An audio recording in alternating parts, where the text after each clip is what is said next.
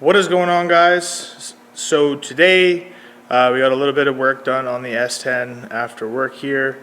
Spent about 45 minutes buttoning up a few things.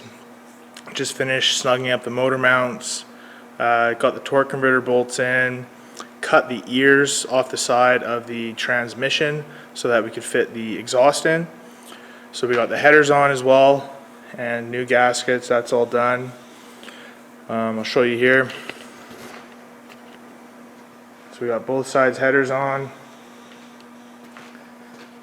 The ears you have to cut off down there, otherwise it's just not going to fit at all. So we sawzalled those off both sides. Left lots of meat there so we can still get the scatter shield on. Tons of room to put the starter in and the oil filter housing, stuff like that. So there's no issues with having the exhaust in here and putting on the bottom stuff. This was kind of a pain to get back on, but we did get it. There was a big plastic shroud over this.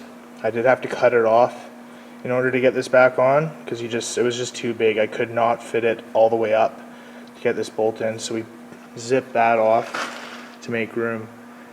So tomorrow morning I'm going to come back in and just get some more stuff done. I got a water pump, a used one that I'm going to clean up, paint, and slap on.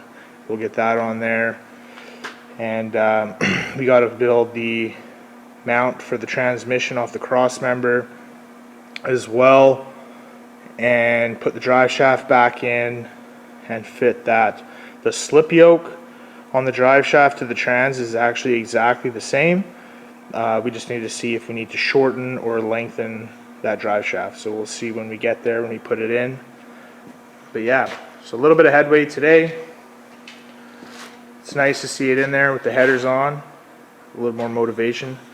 So yeah, I'll see you guys tomorrow morning.